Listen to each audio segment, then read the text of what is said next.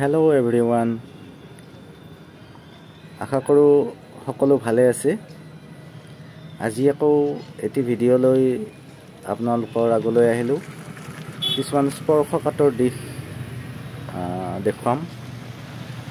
আপোনালোকৰ বিবেচনাটো আপোনালোকৰ এই দিশত আপোনালোকে কেনেধৰণে মন্তব্য দিয়ে বা ভাবে, মন্তব্যৰ দ্বাৰা প্ৰকাশ কৰিব বুলি আশা কৰিলোঁ। এয়া মই দেখুৱাই থকা স্থানটো হৈছে অসমৰ দৰং জিলাৰ পাথৰিঘাটৰ স্থান। আজি এয়া পৰিৱেশ 24 জানুৱাৰী 2024। 24 জানুৱাৰীৰ এয়া ফুটেজ। এয়া ইয়াত এইবিলাক কাম চলি আছে। এক বৃহৎ পেণ্ডেলৰ কাম চলি আছে। আৰু মই এইমাত্ৰ দেখুৱাই যোৱা ঠাইখিনি হৈছে পথৰুঘাট কৃষক শ্বহীদ বেদীৰ সমীপৰ ঠাই। তাত 28 জানুৱাৰীত কৃষক শ্বহীদ দিৱস উদযাপন কৰা হয়। কৃষক শ্বহীদ দিৱস উদযাপন আৰু ৰাইজমেল নামেৰে ইয়াত এটি 4দিনীয়া কাৰ্যসূচীৰে উদযাপন কৰা হ'ব।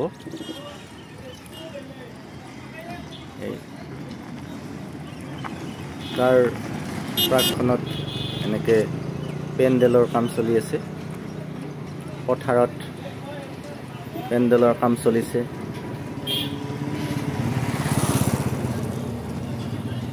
এক বৃহৎ আয়োজন। যোৱাবাৰ মই ভিডিঅ' বনাইছিলোঁ। এয়া পাথৰিঘাট কৃষক শ্বহীদ মেমৰিয়েল প্লেচ। এইটো মেমৰিয়েল হাউচ। ইয়াতে এতিয়া কাম চলি আছে, চাফ চিকুণ, ৰং এইবিলাকৰ। আৰু এইটোৱেই হৈছে কৃষক শ্বহীদ স্মৃতিস্তম্ভ। ইয়াতো কাম চলি আছে আজি। নানা ধৰণৰ ফুল, ৱাল পেইণ্টিং, পৰিষ্কাৰ পৰিচ্ছন্নতা এইবিলাক কৰি থকা হৈছে। যোৱাবাৰো মই ভিডিঅ' বনাইছিলোঁ। আমাৰ CM মহোদয় ইয়াত আহিছিলে। প্ৰত্যেক বছৰেই এইকেইদিন ধৰক জানুৱাৰীৰ 20 তাৰিখ মানৰ পৰা ইয়াত এক যুদ্ধংদেহী মনোভাৱেৰে কাম ইয়াত আৰম্ভ হয়। বিভিন্ন ধৰণৰ আঁচনি, বিভিন্ন ধৰণৰ কাম, সভা সমিতি ইয়াত হয়। ছাত্ৰ সন্থা, আমাৰ অসম চৰকাৰ, তেনেকুৱা বিভিন্ন সংগঠন, তেখেতসকলে 26 জানুৱাৰী, 27 জানুৱাৰী আৰু 28 জানুৱাৰীত বিশেষকৈ ইয়াত বহু সভা সমিতিৰে বৰ্ণাঢ্য কাৰ্যক্ৰমণিকাৰে ইয়াত উদযাপন কৰে। আৰু এয়া আজি 27 জানুৱাৰী 2024। এই 27 জানুৱাৰীত 24 জানুৱাৰীত বনাই থকা পেণ্ডেলটো ঠিক এনেকুৱা ৰূপত দেখা গ'ল। তাত বিভিন্ন ধৰণৰ কাম চলি আছে। এয়া মঞ্চ। বিভিন্ন নেতা, চৰকাৰী বিষয়া ইয়াত উপস্থিত হ'ব। আকস্মিক বক্তৃতা, গীত মাত আদিৰে মুখৰিত হৈ পৰিব এই শ্বহীদ বাকৰি। এইখন হৈছে মঞ্চ, মেইন মঞ্চখন।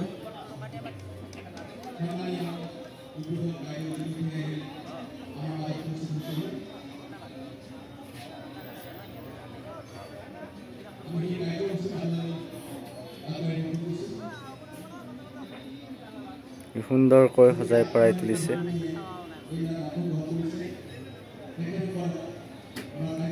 এইবাৰ 4দিনীয়া কাৰ্যসূচী বুলি জানিব পাৰিছোঁ। 29 তাৰিখলৈ এই কাৰ্যসূচী থাকিব আৰু বিভিন্ন ধৰণৰ আত্মসহায়ক গোট বা চৰকাৰী বিপণী ইয়াত আহিছে। মঞ্চৰ চাৰিওফালে বিভিন্ন ষ্টল তেওঁলোকে আৰম্ভ কৰিছে। আত্মসহায়ক গোটবিলাকৰ পিঠা, লাড়ু, গামোচা আদিৰ বিপণী আছে ইয়াতে। এইটো আত্মসহায়ক গোটৰ বিপণন কেন্দ্ৰ। এইটো ইয়াত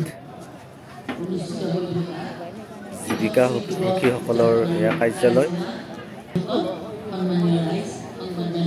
বাইদেৱে এইমাত্ৰ এই কাৰ্যালয়টি উদ্বোধন কৰিলে।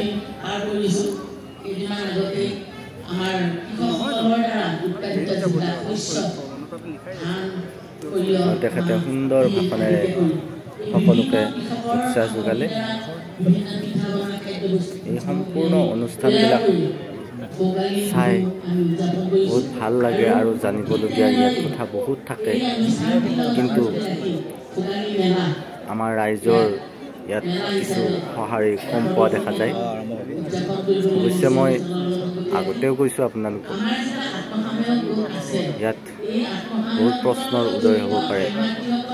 মই মাত্ৰ দেখুৱাম, আপোনালোকক একো নকওঁ, কিন্তু মনলৈ বা মুখলৈ কেতিয়াবা আহি যায় কথাবিলাক। আপোনালোকে অনুধাৱন কৰিব। মই আজি 27 তাৰিখৰ মুহূৰ্ত আপোনালোকক দেখুৱালোঁ, আৰু যদি সুবিধা হয় 28 তাৰিখৰ পৰিৱেশো আপোনালোকক দেখুৱাম। তাৰপিছত আপোনালোকৰ গঠনমূলক মতামত পাম বুলি আশা ৰাখিছোঁ।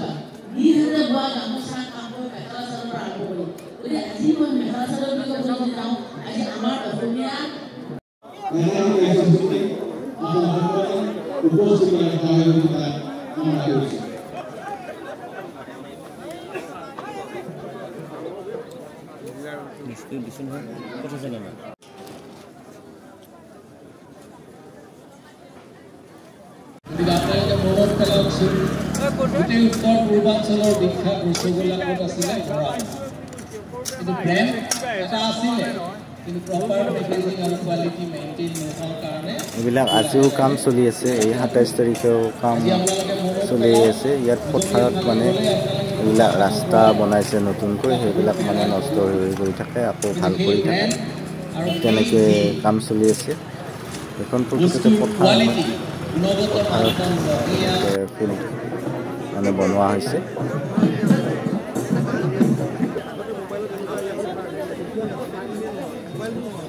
এইবিলাক হৈছে বিপণন কেন্দ্ৰ। ইয়াত পাটোৱাৰী দেৱ আহিছিলে। পাটোৱাৰী দেৱে বিপণন কেন্দ্ৰসমূহৰ লগত মত বিনিময় কৰিছে।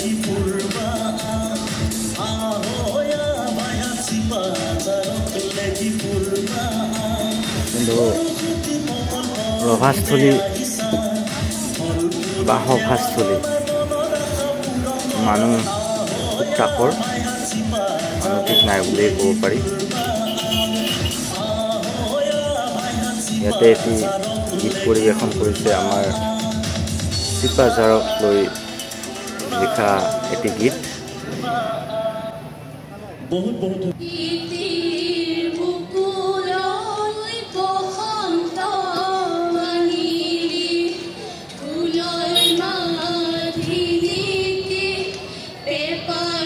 তাৰপিছতেই এইটো বিহু নৃত্য, পাটি দৰং চেমনীয়া গোষ্ঠীৰ এটি বিহু নৃত্য আৰম্ভ হৈছে। তেওঁলোকে বহুত সুন্দৰ বিহু নৃত্য আগবঢ়াইছে মঞ্চত।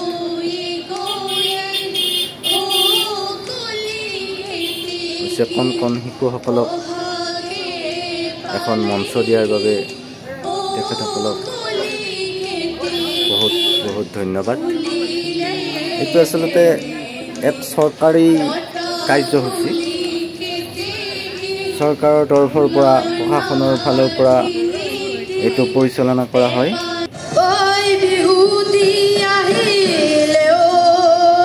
কৃষক শ্বহীদ দিৱস চৰকাৰৰ ফালৰ পৰা পৰিচালনা কৰি অহা হয় বুলি আমি জানিব পাৰিছোঁ।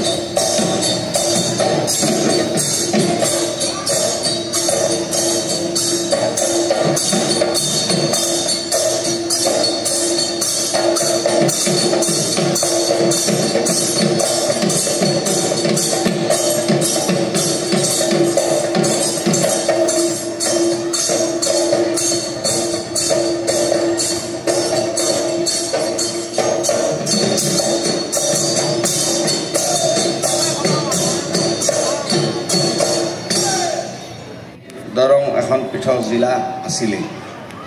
বিভিন্ন কাৰণবশতঃ 1835 চনত ইয়াৰ সদৰ স্থান তেজপুৰলৈ স্থানান্তৰিত কৰা হ'ল।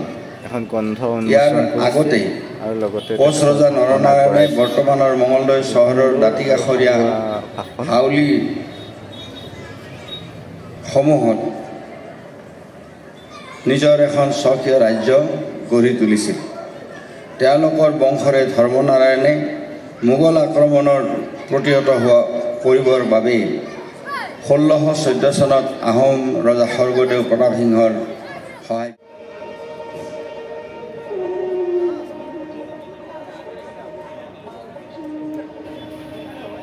আৰু তাৰপিছতেই আমাৰ কণমানি মাইনাসকলে এটি জিকিৰ পৰিৱেশন কৰে। সুন্দৰ আৰু সাৱলীল সুৰত এই জিকিৰটি তেওঁলোকে পৰিৱেশন কৰে।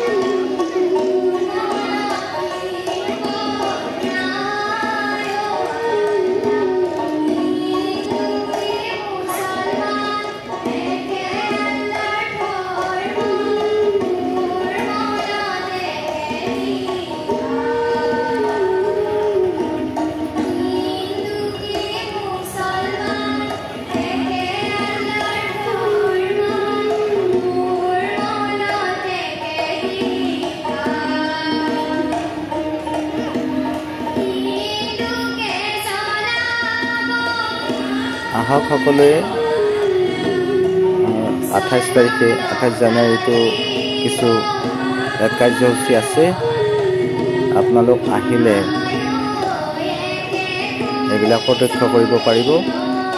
গ্ৰন্থমেলা বা বাণিজ্যিক বিপণীসমূহতো আপোনালোকে কিবা বস্তু ক্ৰয় কৰিব বিচাৰিলে ক্ৰয় কৰিব পাৰিব।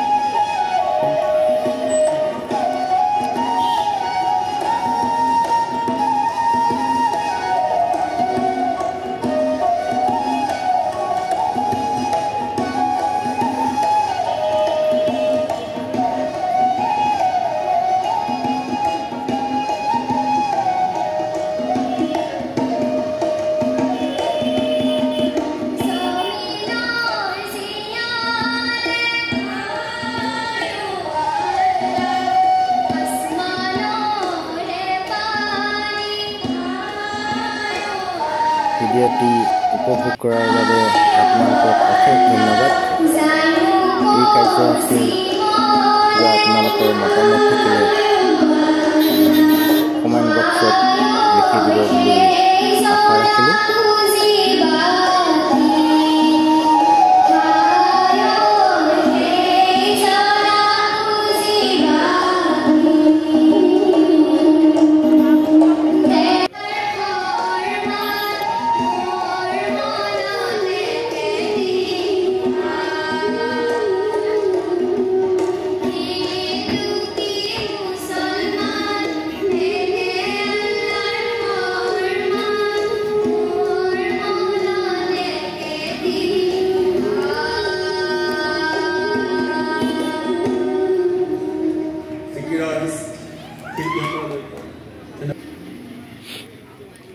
আজিলৈ এৰিছোঁ। অশেষ